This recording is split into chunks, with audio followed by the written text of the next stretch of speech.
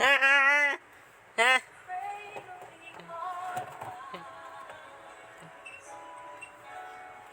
Ah!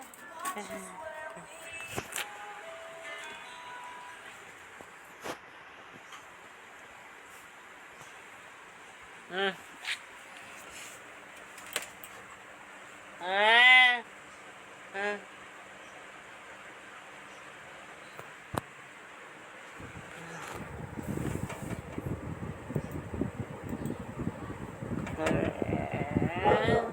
Ah!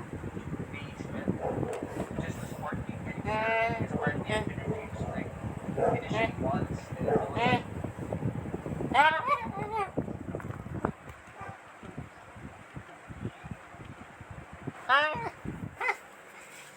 Bakit ganyan lang?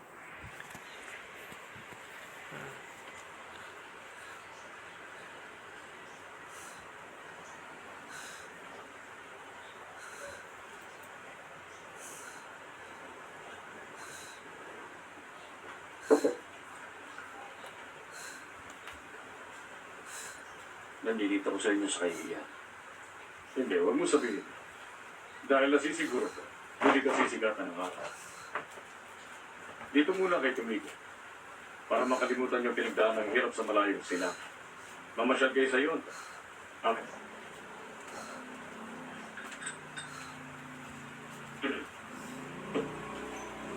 Nakakalungkot. Dahil balot ng kaguluhan ng bayan ko yun. Dulot na mahabang kayo, maraming tao ron na nakararanas ng gulo. May mga nagpapahiwatig na rin ng pag-aklas. Katagat ko rin na ganang balita. Ang kawawang si Giyo. Hindi alam kung anong gagawin. Wala ba na siya mahinga ng tulad.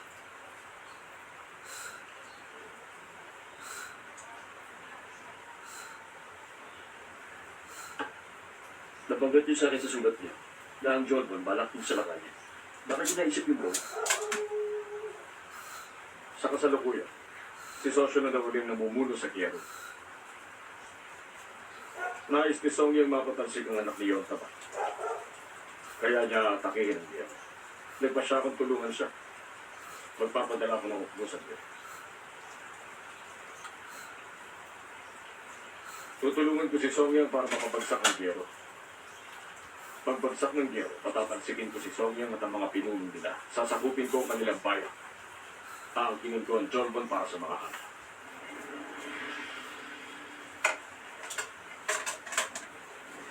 Magaling ang inyong binabala. Pag nasakop ng Jordan, bubuti ang kalagayan sa Emperor Ama. Magandang pagkakataon niyo para maging makuha ka ng tiwala. Prinsipe Desa. Ano yun?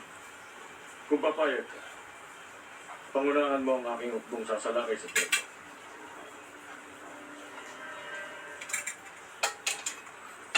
Binibigyan kita ng pagkakataon, Prinsipe Desa. Matagal ka ng tinalikuran at pinabayaan ng ama mo. Kalimutan mo na ang pahay ng buhay. Kasama ang anak ko si Sol. Dito kayong manirahan sa iyo. Mahal ko, Ama.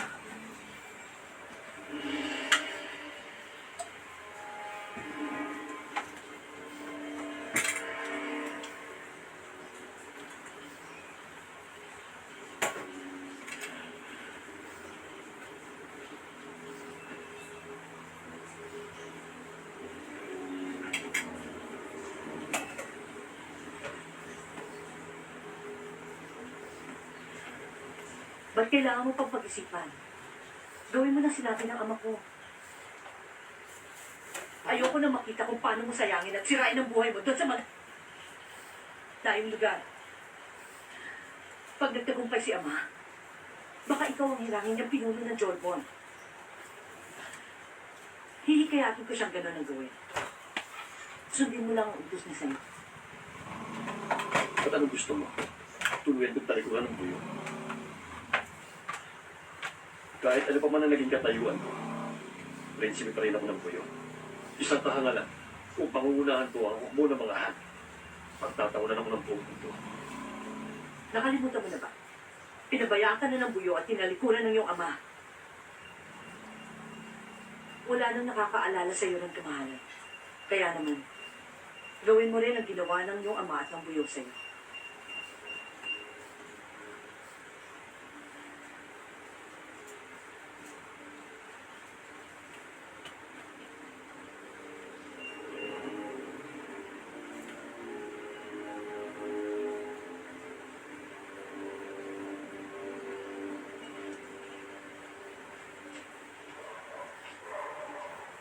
Huwag mong sabihin babae si Prinsipe Teso. Sa sinasabi sa kanya ng gobernador.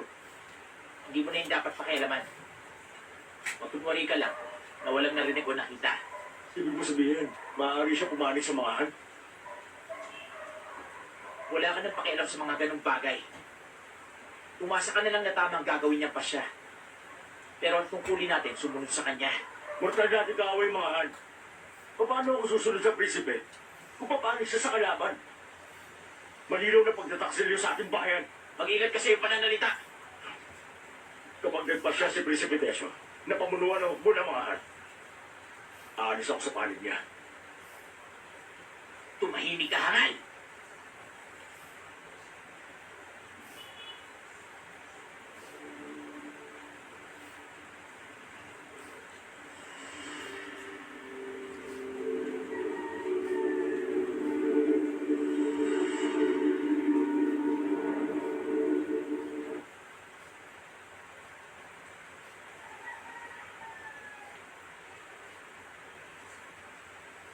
Maupo.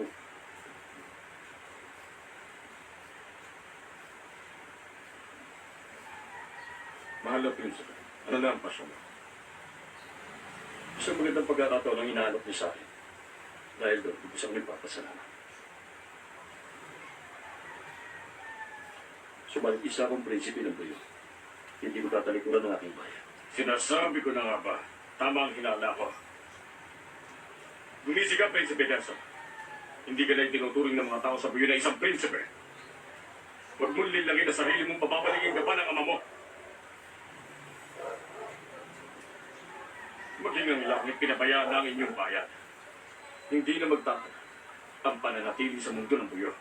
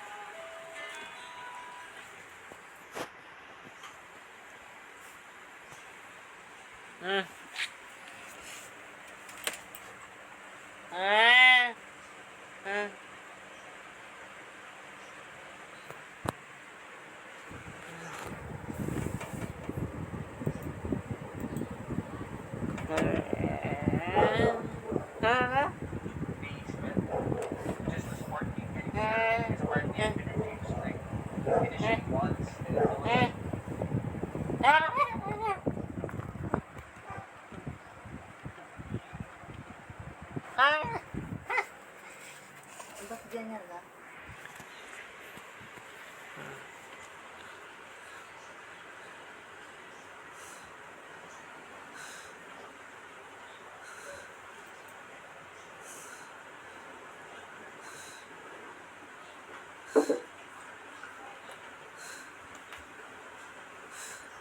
Nandilito ko sa inyo sa kahihiyan. Hindi, huwag mo sabihin. Dahil nasisiguro ko, hindi ka sisigatan ng araw. Dito muna kayo tumigil. Para makalimutan yung pinagdaan ng hirap sa malayong sila. Mamasyal kayo sa iyon. Amen.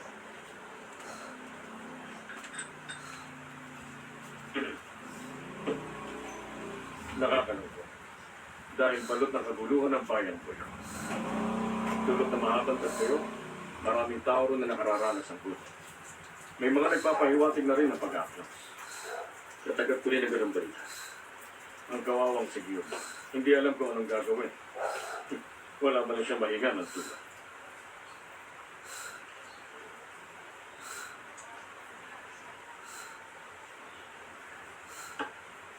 Nabanggit niyo sa akin sa sulat niya na ang John Bon balak din sa lakay. Bakit niya naisip yung bro? Sa kasalukuyan, si Sosyo na daw uling namumuno sa Quiero. Nais ni Song yung mapatansik ang anak ni Yonta pa. Kaya niya atakihin ang Quiero. Nagpa siya kung tulungan siya. Magpapadala ko ng hukbo sa Quiero. Tutulungan ko si Song Yang para makapagsak ang Quiero.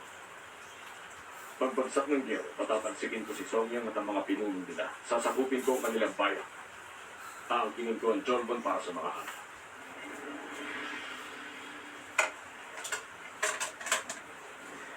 Magaling ang inyong binabala. Pag nasakop niyo ang Jordan, bubuti ang kalagayan niyo sa Emperor Ama. Magandang pagkakataon niyo para maging makuha ka ng tiwala. Prinsipe Deso. Ano yun? Kung papayag ka, pangunahan mo ang aking hukbong sasalakay sa templo.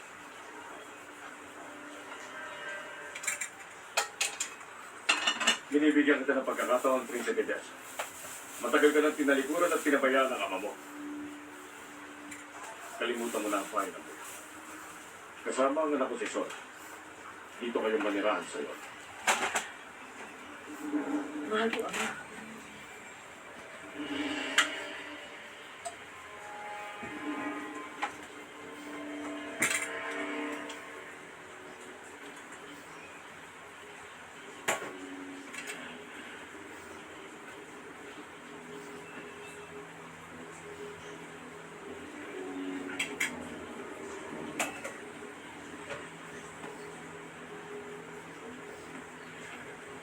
Ba't kailangan mo pang pag-isipan? Gawin mo na sinabi ng ama ko. Ayoko na makita kung paano mo sayangin at sirain ang buhay mo doon sa mga daing lugar. Pag nagtagumpay si ama, baka ikaw ang hirangin niyang pinuno ng Jorbon. Hihikayatin ko siyang gano'n ang gawin. Sundin mo lang ang utos niya sa'yo. At anong gusto mo? Tuluyan kong talikuran ng buyo. Kahit ano pa man ang naging katayuan ko, prinsipe pa rin ako ng buyo. Isang kahangalan kung pangungunahan ko ang hukbo ng mga han. Pagtatawanan ako ng buong mundo. Nakalimutan mo na ba? Pinabayaan ka na ng buyo at tinalikuran ng iyong ama. Wala nang nakakaalala sa iyo ng kamahalan. Kaya naman, gawin mo rin ang ginawa ng iyong ama at ng buyo sa iyo.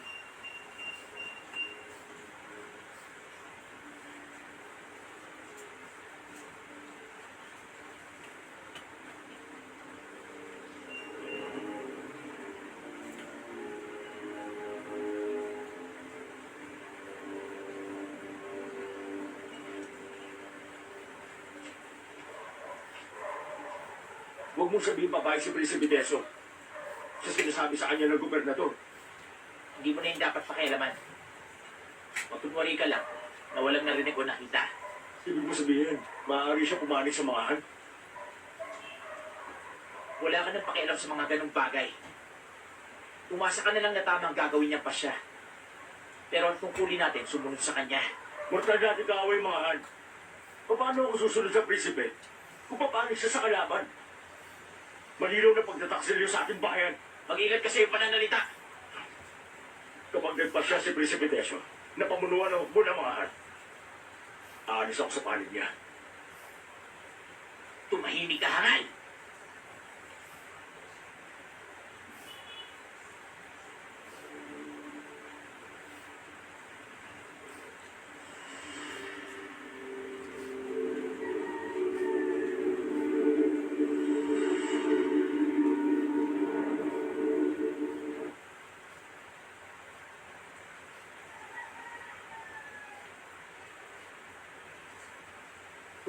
Maupo.